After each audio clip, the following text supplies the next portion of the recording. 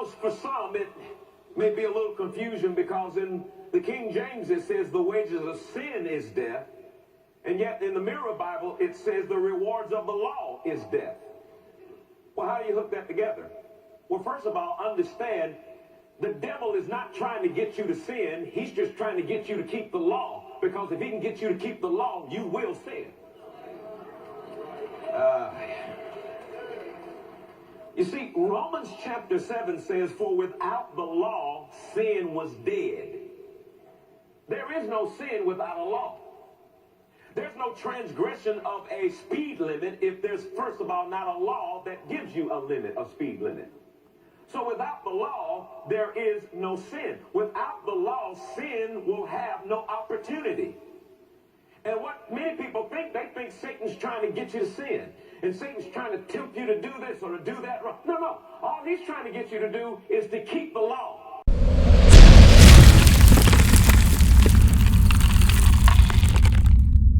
Faith and obedience to the law. You need both. Con? Go ahead. And verse 13 proves that the law is coinciding with works, right? Because the end of verse 13 says, and their works do follow them. Why would it speak of faith in the law if we didn't have to do the law, right? It says your works do follow you. After it says that we're to keep the law. So it's proof that the law is not just something that we read, it is something that we act. Absolutely. Con? You see, the church has misunderstood the ministry of Christ.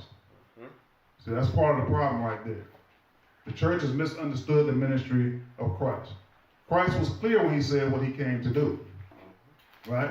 What did he say he come to do? Grab me John 6 and 38, please.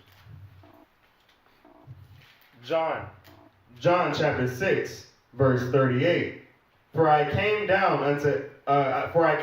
from heaven, not to do mine own will, but the will of him that sent me. He came to do the will of the Father. But what is the will of the Father?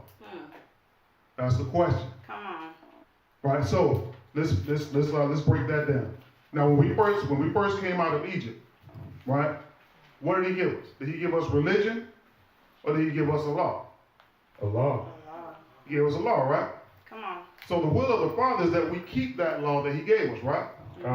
Grab out Matthew 7 and 21. Matthew chapter 7, verse 21 through 23.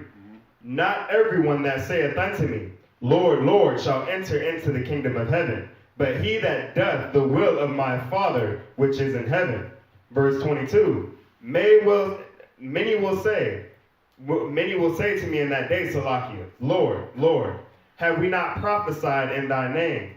In thy name have thou cast out devils, and in thy name done many wonderful works. Verse 23. And then I will profess unto them, I never knew you. Depart from me, ye worker of iniquity. See that? The Most High's will is his law.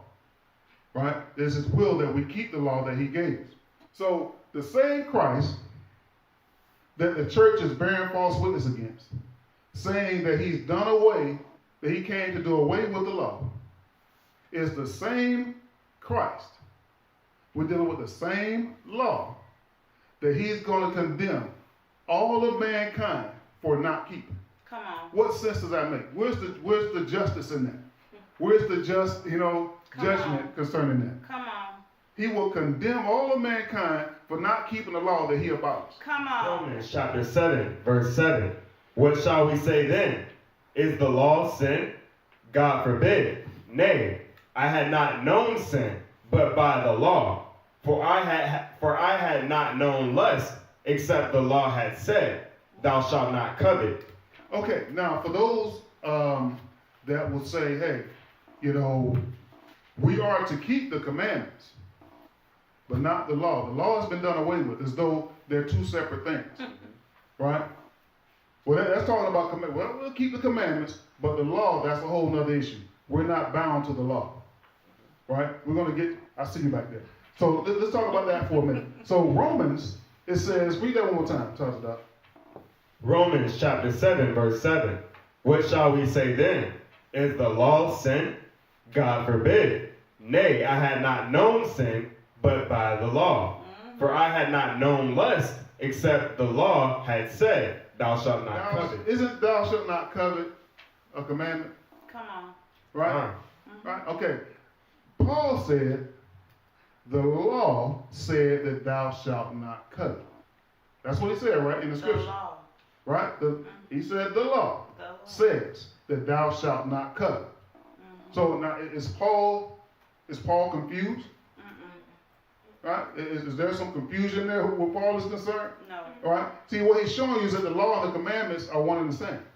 Why call ye me Lord, Lord, and do not do the things which I say? That's a good question that every pastor, every member, every deacon, every usher must answer.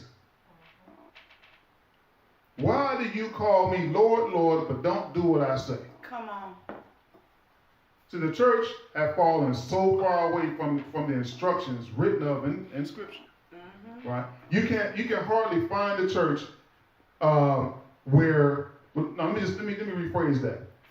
I've been in church all my life, and I can say personally, there's very little that goes on in them churches that's actually biblical. Come on. There's a lot going on, but there's a small amount that's going on in there that's actually scripture. A series of different types of the same church. Why? Because there's no law, and if there's no law, there's no clear regulation as to how the church will be built. So now everybody has different ideas on how things should be. Well, I believe that homosexuals should be allowed in the church. Well, I don't. So let's split and make a new church. It's lawlessness. It's chaos. Why? Right? We were reading yesterday. We were reading from Josephus yesterday. Our people in the time of Josephus, they only had 22 books. That included the Torah, Joshua, Judges, the book of Kings, both of the books of Kings, both the books of Chronicles, and everything past that up to the book of Psalms. They only had 22 books. But they protected these books with their lives. They died for them. Every time there was a siege, if they walked out with anything, they walked out with those books. Come on. But yet, we are here in 2019. Come on, We have 66. Come on. 3 times the number of what they had, Come on. and more still coming. Come on. But we aren't willing to do anything. We're behaving like the Greeks. Come on. Because Joseph said himself. He said himself, listen, we die for our books, but the Greeks, they aren't willing to lift a finger for their history. Because it's all fraudulent. Everything that they built is fraudulent. But our people understood that this is our livelihood. This is all we got. All we got is 22. When you look at it from a psychological standpoint, and when you look at it from a child standpoint, I'm going to put it from 2 different standpoints. Anytime that a person who's doing evil goes to good, they're going to good because they're hoping that good will rub off on them. But the problem is that a church that is supposed to be a place of correction and help has become a place of money and evil. So they're going to that church hoping that you will say, listen, this is wrong, and guide them to the right. They know what they're doing is wrong, but they expect to be corrected. They want to be corrected. Let's get Isaiah chapter 30, verse 10. It says, actually I'm going to start at verse 9. This is a rebellious people, lying children. Now he's not saying pastors, right? You haven't heard him say your leaders, right? He's speaking of the people. That this is a rebellious people, lying children. Children that will not hear the law of the Lord, which say to the seers, see not, and say to the prophets, prophesy not unto us right things, speak unto us smooth things, prophesy deceits. Right? So we're asking for this. People wonder why the church is turned into Hollywood, because we asked for it, right? And then we can go back to what I referred to before, 1 Timothy chapter 1, verse 6. For which some having swerved and turned aside to vain jangling, desiring to be teachers of the law, understanding neither what they say nor of what they affirm. Right? So once again, it goes back. This is what the people want. The pastors are only giving what we want. Verse 16 says that they wrestle. That's when you see that word rest. That's speaking of wrestle. Why do they wrestle with these letters? with these documents? Well, it's because they appear to be saying one thing while they're saying something else, right? And so they struggle with that. And this is unto their own destruction. Because without proper understanding of what Paul is saying, without proper understanding of Paul's letters, it can take you down the wrong road. And a big part of that is because people don't understand the purpose of Paul's letters. People think that Paul was writing for this to be put in the Bible. He wasn't. He was writing a letter.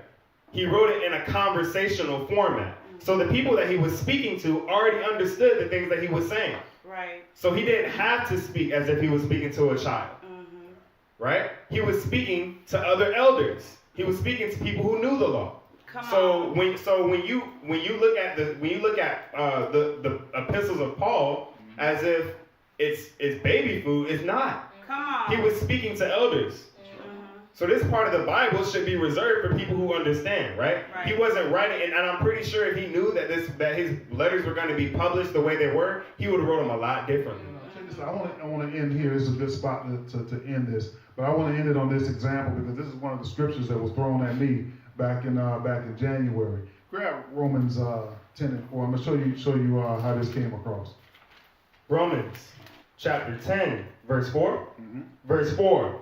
For Christ is the end of the law. Hold on right there. We're going to pull the car over. We're going to put it in park.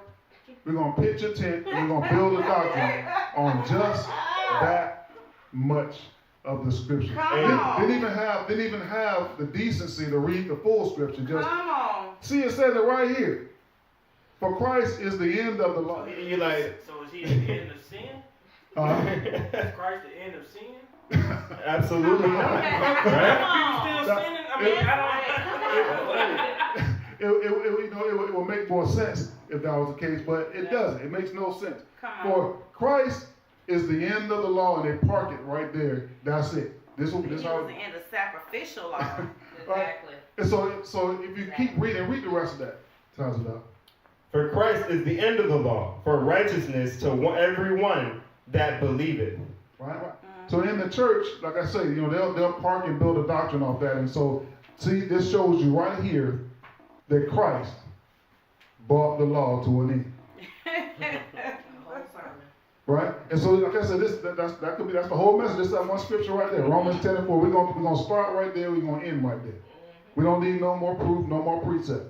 That's all we need. And that's part of the problem right there. We don't get the understanding, right? And these churches, these pastors, these preachers, these evangelists, whatever the case may be, right? They need to understand, right? People come to you, sit under you, to get knowledge, to get understanding, right? To hear the law at your mouth, right? Come on. There are lives at stake. Come on. People are dropping like flies, right? And you're supposed to be a place where people can go and get truth and get understanding that's coming directly from the Most High. You're failing the people. Every preacher, every teacher that's teaching that the law is done away with, you are failing the people.